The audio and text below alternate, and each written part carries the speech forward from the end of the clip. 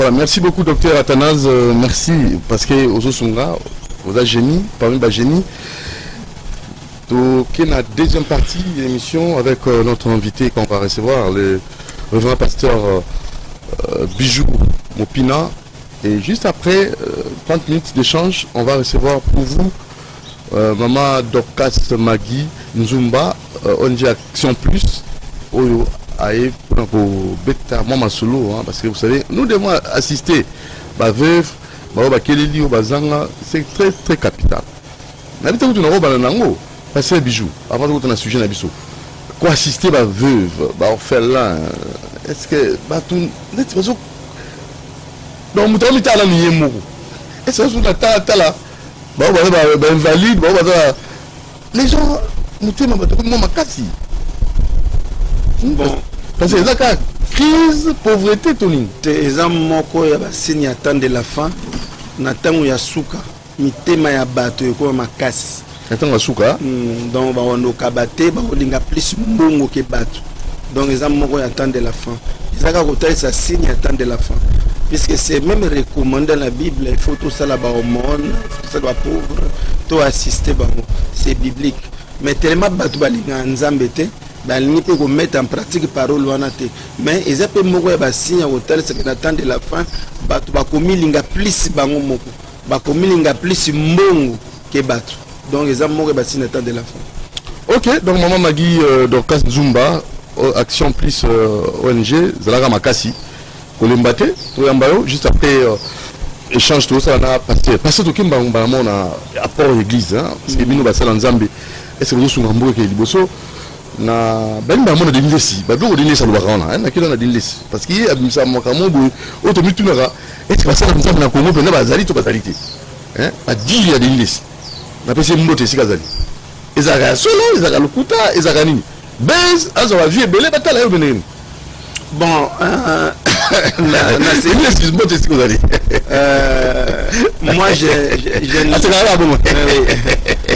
moi je ne les connais pas. Lui il ne me connaît pas, mais moi je les connais. Et puis je les suis. Nalandakaye.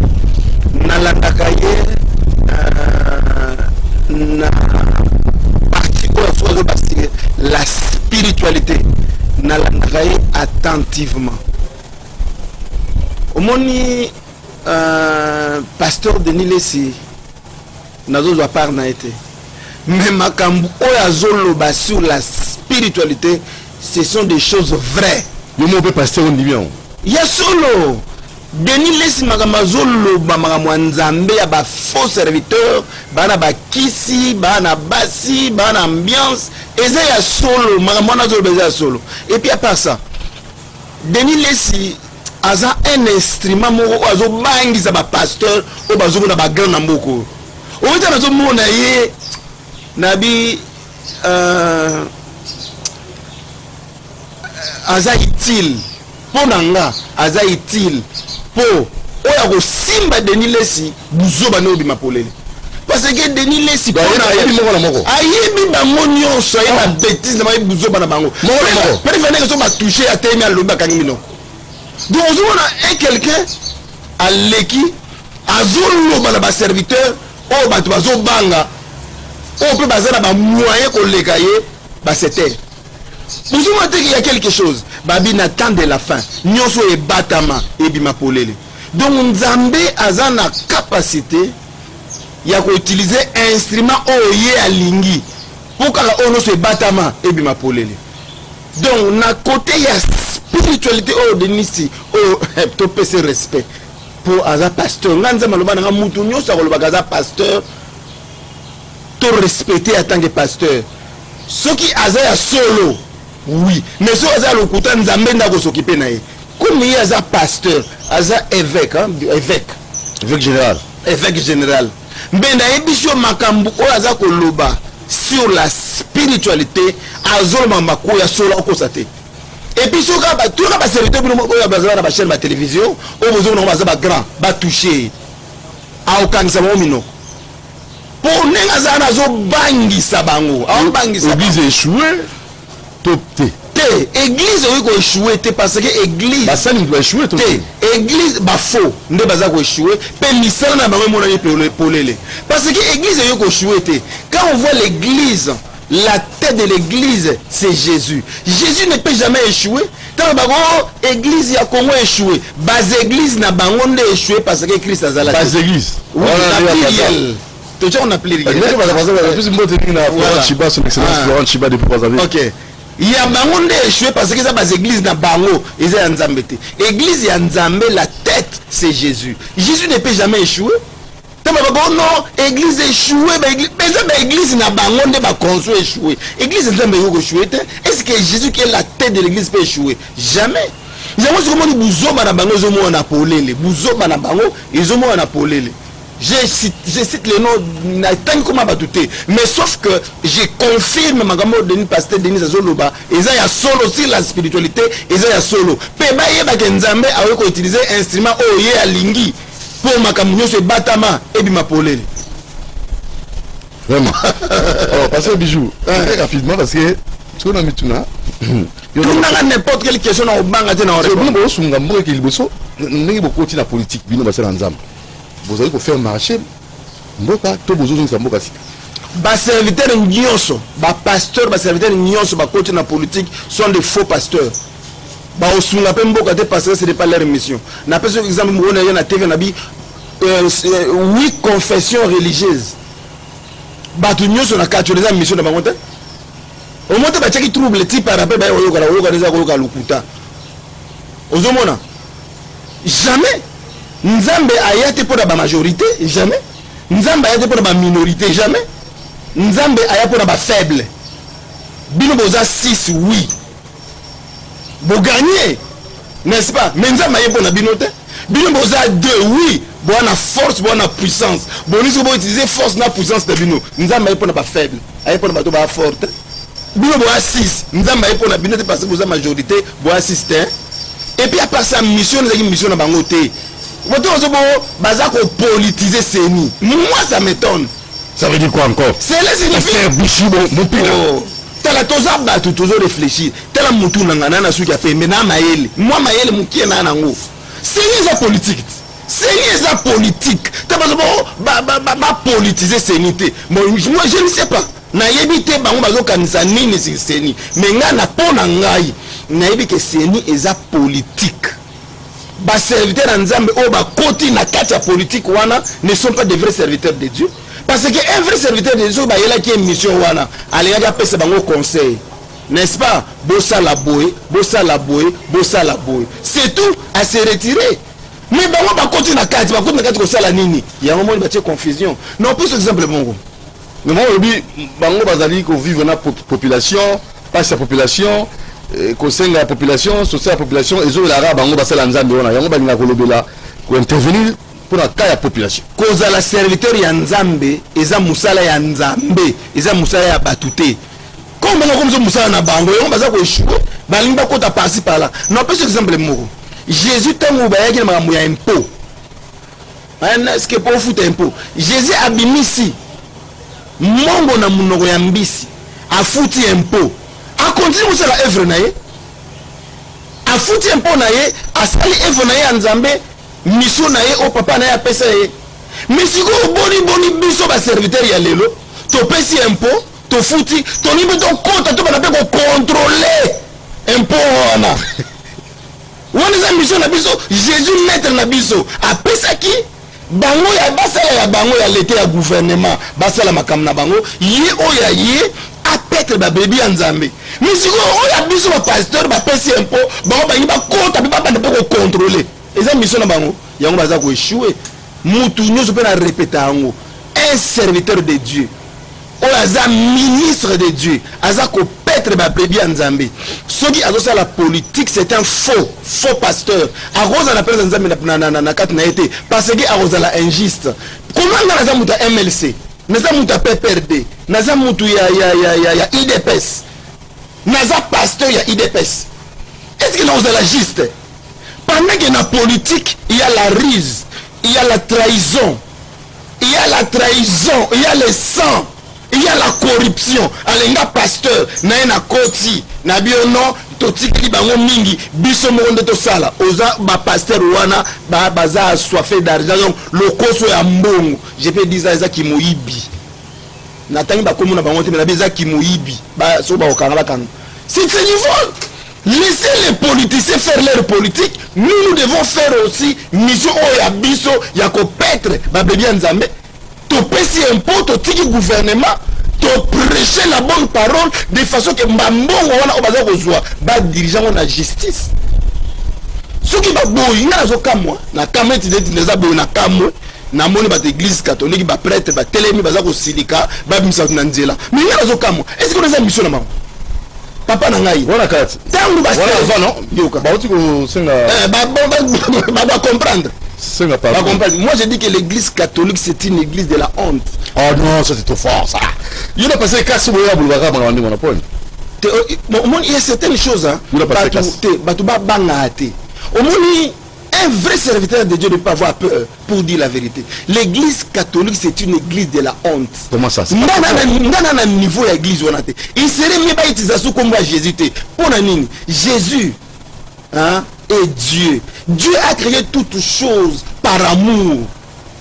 Dieu quand il a créé le monde, a joué engagement na mututé. Mais Moutoune a désobéi ça y est. Tant que Moutou a désobéi na parole na ye, Nzambe a tini mwana na ye Jésus, fils unique, a koufi. Si vous bisonne et serez tous engagement na Jésus, toi yamba Jésus comme Seigneur et Sauveur, parce que bolingo mené à le Père et se manifester à travers biso. Si nous vivons, ce n'est plus nous qui vivons, c'est Christ qui vit en nous. Christ en nous, cela signifie l'amour. Mais comment tous ces gens-là m'ont amour, serviteurs d'Anzam? Ce ne sont pas des serviteurs de Dieu. Parce que qu'on soit engagement Nanzambe, cela signifie quoi? Et ça mouta ça une maturité. Puisque un bébé ne peut pas avoir un engagement dans une société. Mouta soit engagement et ça mouta ça une maturité. Mais si moi ça m'étonne, yo yambi Jésus comme Seigneur et Sauveur. Cela signifie tu sais faire la différence entre les mal et les bien et tu connais bien ta mission. Mission na biso ba pasteur ezanini. Mission na biso ba pasteur, la Bible nous recommande de prier pour la nation na biso et nous devons prêcher la bonne parole. Allez évangéliser, faites-les toutes les nations mes disciples. Mais biso to fandi wana to kuma kuta na politique. La politique, les serviteurs de l'Union sont la politique, ils sont la prêtre, ils sont la pasteur, ils sont la doctrine l'Union sont la politique, bakobimaka ridicule, politique et qu'on ridiculiser bango. Ça c'est une vérité. Laissez la politique aux politiciens. Biso ba pasteur tout prêcher la bonne parole ou et qu'on prépare un bon citoyen. Mais tant que diriger la justice. Parce que la plupart des pasteurs au bino yebi bazana ba dénommé. La plupart sont des faux serviteurs. Oh. Mais parce que c'est le bango la plupart talamoni ya piso pour sokiza mama ya okangate na kotanga ba komona bango je cite les noms ba faut passer na tangi ba komona bango tana peso basini un vrai serviteur de Dieu ko sala commerce cette église parce que tango yezo ayaki akuta ki commerce ba sala église a panza ki batu mais si ko na peso signe moko ba serviteur no bozo ba grand ba to teka maputa na église ba to teka bilongi na bona église ba to teka ba chapelet na église biloko yezo panza bon ba sala na église ba to na ba serviteur nzambe toujours ça en est pasteur yo ce que l'église nous vivandine c'est Dieu qui s'occupe de moi non Bible les ont recommandé offrande dîme action de grâce c'est recommandé dans la Bible okay. Mais dans cette église quand Jésus est venu il a chassé les gens qui faisaient le commerce dans les temples dans sa maison mais les noms est comme normal et puis le pasteur va fandi oh non nous devons sommes cédé tu as la promotion à frère yo pasteur aussi la promotion à Jésus on commence la promotion à sia frère ponzam mais ça c'est le jeu avec Dieu ayemi mama nzambe pe a commis son commerce c'est une trahison. Il faut pas se faire. Vous avez reçu gratuitement, donné gratuitement. Personne connaît la souffrance. Il y a pris la souffrance à Christ. siko bango bazopesa souffrance à Christ bazopesa prix nango moyena ono cede oyo soko sombi yango na 22 et puis na kati église bazoteka na kati église eza mort to basigne wana eza ba fausse église et puis nazomona ko fait concert babi conseil VIP droit d'entrée $50 $20 et puis à part ça ba kabola ba cede fele droit d'entrée aussi on dit net mutu azana mbongo te ana droit okota te. Donc souffrance il y a Christ, souffrance les sang coule le corps il y a Christ. Alléluia mon Dieu pourquoi m'as-tu abandonné? Le serviteur naïe, serviteur naïe, bazo pe sa prix.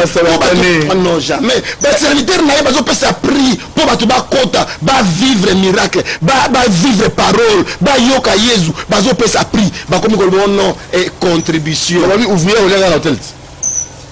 Oui, parce que les assous et bazasou vrais adorateurs comme ici adoration une profession et comme ici comme métier na bango et comme tu Werason JB Kofi comme tu frère Werason frère JB frère Kofi parce qu'il faut na respecter bango frère Werason frère JB frère Kofi et ça métier na bango et ça profession na bango ba ke ba yesa banzemo na bango ba ke na studio ba ye ba teki. Omoni, mais oui, Abayanzambe est la profession T. Adoration, ce n'est pas une profession. Adoration, c'est l'obéissance à la parole de Dieu. La parole de Dieu nous dit, vous avez reçu gratuitement, donnez aussi gratuitement. En termes d'évangélisation. Bango siko, diable appelle si bango mayele. Diable appelle si bango mayele. Oh, évangélisation, c'est la mbongo. Évangélisation, c'est la mayele. C'est la mbongo. Si vous diable pesi bango rise, what is a rise? Au moins même rise oh diable utilisé na jardin d'Eden. Ceux qui vont lier mboko mané tinzambe. On laisse go muta ko tinzambe muta a se rendre compte atikali nu. Et ça ka dit ba musicien wana lelo yo. Ya mokili musique chrétien. Baza ba plus mauvais que ba frère Wera, ba frère J. Je vous dis la vérité parce que ils sont les traîtres. L'église n'a pas ça manger au bêta. Tala on a vu biso. Mais frère Doudou, Kangali Kambo, l'église est en ba chaîne. Oui, peut-être ma chaîne Moussoussou. Aujourd'hui, ma mission au bazo droit d'entrée. Baza mission chrétien. Baza très mauvais, pas plus pire que baza mauvais que le faire relation ba JB. Parce que ba JB ils ont ma profession na bango. Mais bango baza ko trahir Christ. Ba comme si comme ya Christ commerce, ça ya Jésus ils ont la pité, bango bazo passer en prix. Sont des mauvais. Dans le bon nom, tout soigner la famille, tout côté qui studio, eza rise ya diable. Pourquoi tu as signé une émission où on bon monter? Ce qui nous a payé au don, à Ponio, Nzambe, à Gopé, ça peut na provision à yo. Donc nous avons poni bangote, yon ba qui la bango côté diable. Et puis la plupart là qui chantent là, ba yemba oui, comme à Christ, mais ba puissance, magama au c'est la diable. Bazur bazana ba force moko au kilt. Et c'est un pasteur qui dit ça là. Nazolo ba yango lycée chrétien. Oh, na benga lycée chrétien mo ya fanda. Benga bango otana ni benga bango. Tala ko yemba ya kala na ko yemba lelo. Bato ko yemba kala po ba évangéliser. Mais ko yemba lelo et ça pour bazwa mbongo. Tala. Biloko no se bata me ko bima polele. Yesu mapolele tala ka ko yemba. Après 3 mois, abimisa album. Ah single après 4 mois. Nazuka moi basangani pe bango nyonso ba chrétien congolais basangani bango nyonso oh non adoration droit d'entrée $10 droit d'entrée $5 ba pesina kombo sont des traîtres bango tout ba traître et il devait se repentir nazo juger bangote mais nazo ba misala wana eza misala ya diable eza misala ya nzambete oh non to kota studio to laisser ba famille mais si on kota studio on laisse sa famille. Qu'est-ce qu'il dit la Bible? L'homme devait travailler pour gagner son pain, n'est-ce pas? Mais si on bango peine na bango travail na bango moussa na bango comme à Christ ne bazo teka bazala clair. Moi j'étais avec un musicien tout solana est bien nabi na conférence nazo sala yako yemba abinanga passer au bureau nabi ngai na leka na bureau ngai na lingi na yembel na prêcher Christ na présenter mutu azala innocent mutu akufi makila et sopani azala innocent azui biso apesi biso vie éternelle pe apromettre biso il faut que na kende pour Saint-Esprit ya côté ngana kozala binu bozala na yebisi yaka koyemba abidanga na leka na bureau mutu za mutanzambe dit. Mais non, mais quand même c'est structuré, c'est organisé. Quelle organisation? Parce que là, diable peut avoir bien organisé pour détruire la vie à Bananzam. Bien qu'on ait la balingue Nzambete. Au plus tout le monde, ce qu'on a battu, on a évité. Et on retrouve effectivement. Mais on a évité, vraiment. Ce qu'on bon, ça la mission ni penza. Bon, ça la mission ni. Non, on tout là. Diable ndé azolinga sala na bant. Pour diable, pour to kimeli kuna. Est-ce que to kimi bino obi yangote? Est-ce que to kenwa? Balobi bo. Et pas là ni Bikoro, le frère Bikoro, ouais, musique frère Bikoro. La ville Bikoro na mise moto. Ngana tangi ba komba me ba musicien. Na bi ba musicien nyonso ba teka ya sere ba faux. Ba musicien chrétien, ba faux adorateurs. Ba musicien nyonso ba tcha droit d'entrée sont des faux adorateurs. Ata kombo na zana, ata bazala ba millions, ba faux adorateurs. Et puis ceux qui va se repentir te ba mon nzambe te. Ils ne sont pas dans la vérité. Ils ont tenté de vendre souffrance et la crise de Makela Naye. Parce que tu as plusieurs exemples. Bible lobi, Jésus lobi, l'Esprit du Seigneur est sur moi et il m'a oint pour annoncer l'évangile, délivrer les captifs, faire le bien.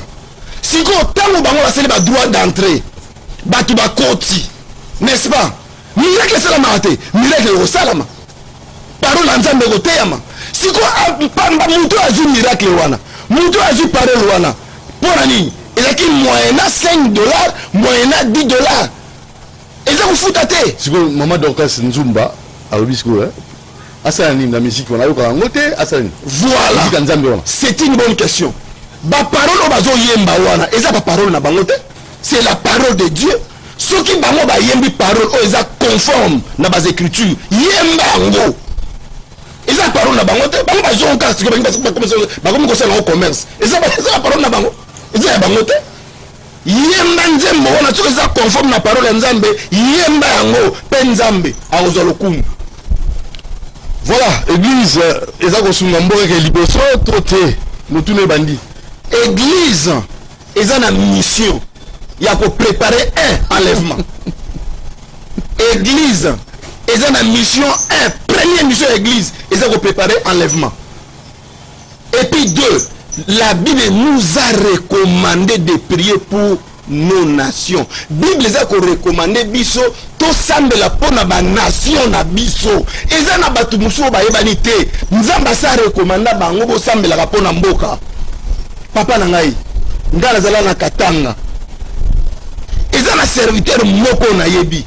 Alobi ye nzamba rekomanda ye asambela azoke na zamba azosambela ka pona mboka aluka ka mukonto wa luka ta gouverneur ya Katanga ake luka ta mukonzi moko boye aide ye to ba pesa ye sachet ya sucre te mais ya yoki nzambe akei ko prophète te ya ke ko sambela ka pona mboka parce que soki muta yoki comment ngombo ya nzambe akobénir ye eza na batu awa na mboko bayebani te bazali kosambela mpo na mboka mpe nzambe comme arekomanda bango basambelaka mpo na mboka nzambe akorekompense bango récompense na bango ekouta mpo na baautorité te metele biso bapasteur baflatteur.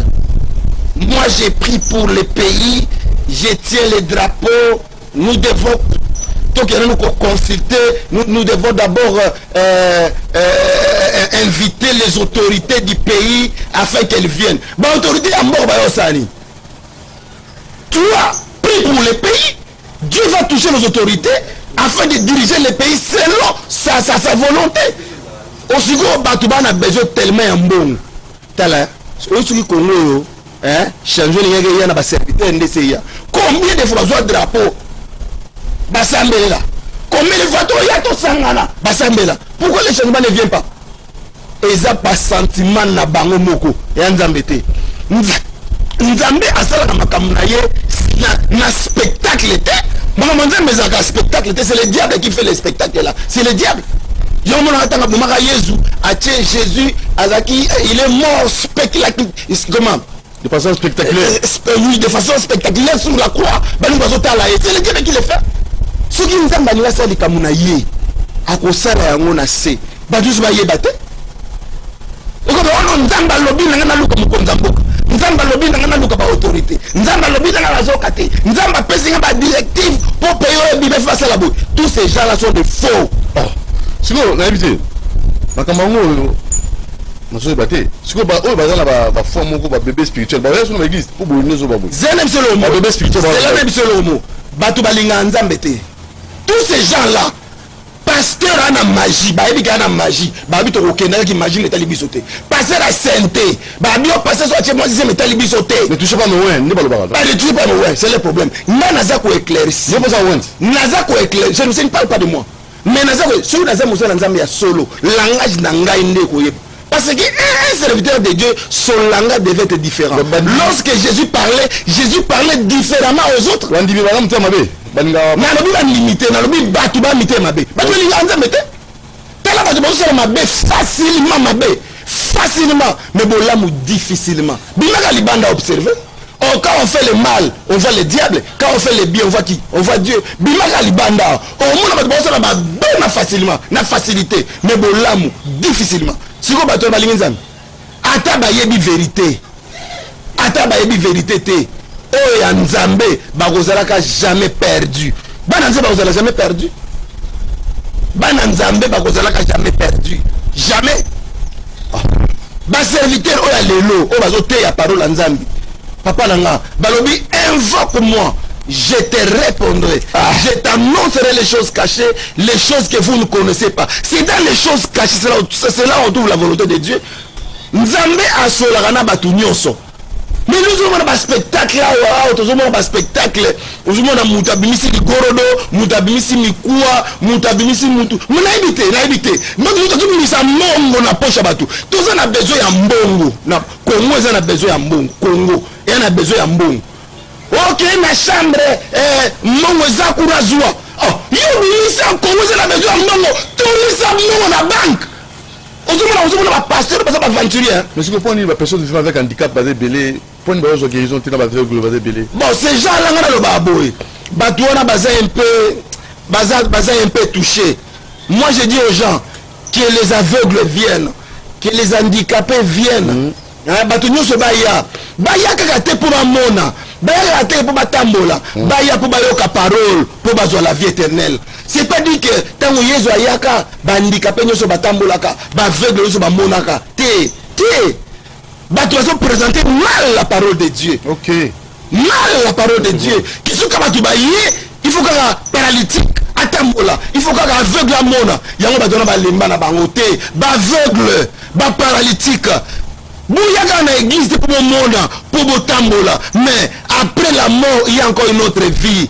Et ça la vie moussousou, la vie éternelle, c'est le paradis. Et ça makamo ba pasteur bazo prêcher té. Ba pasteur nyonso bazo kosabino, o bazo prêcher bino. Oh venez, vous allez devenir des riches, sont des faux serviteurs. Un serviteur de Dieu ne peut jamais rendre les gens riches. Parce que Jésus a commencé à Marie richité. Jésus a commencé à Joseph richité. Zemi pèse la goutte yayete. Mais attire comme ça Joseph richité. Mais comment biso va serviteur? Biso va serviteur, tout comme ça va tout riche. Pendant que Bible les riches hériteront difficilement le royaume des cieux. Tout pasteur qui prêche bakamo ba prospérité. Nakamo c'est tout riche. Et ça moi ba c'est un faux serviteur. Et puis ba dans l'église faut pas bima. En tout cas, on a un débat contradictoire pour monsieur. Je crois que passer monsieur dans Nangai souvent il a penza très prochainement vous en a passé bijou au bien dans presque na fait hein tout na souka na plus 243 89 61 52 634 plus 243 89 61 52 634 pour clore aux organisation le Congo salina ba musulman ou bien c'est pas musulman habité au Innocent. Ah oui bon ba musulman ba yoka kinga na TV ngi bazo ko mais ba yoka ka Baza n'a besoin d'anga. Bah pesa une invitation. J'ai accepté. Baza na conférence pour bazo sala na Mungita, salle Mungita. Il y aura des jeunes, des chrétiens, des musulmans. Il y aura beaucoup de gens qui vont venir. Si quoi ils apprennent à défendre entre Mahomet et Jésus. Qui est l'envoyé? Qui est l'envoyé? Qui est l'envoyé? Qui est l'envoyé maintenant? Mais c'est Jésus.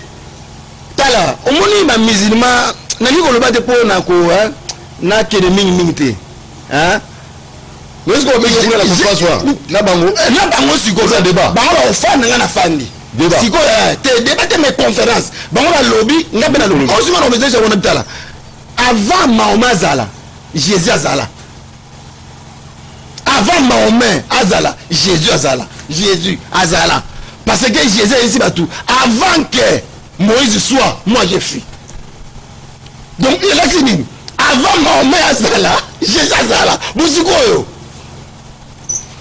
balobino et pas ça Yesu anzambe te tala dudu ezana nzambe moko boye na mona na kota ya nzambe muso lokolo na musape tenga mabo anzambe balobi kimbango anzambe mutu maba kufa na lemba bo soki nzambe donc batu babi bengi banzambe baze belé omoni koloba ke Yesu anzambe c'est pas dit qu'on a sauvé non bon babi Yesu anzambe te oui Jésus a na mokili albate que je suis Dieu non Jésus a dit je suis envoyé par mon Père.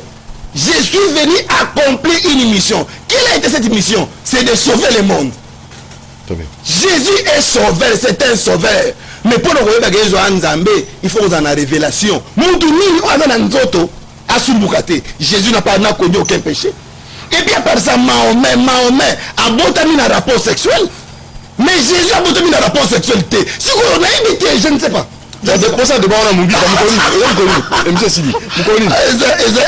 samedi les 4. Samedi les 4. Et puis ils appellent 11. Les appellent 11.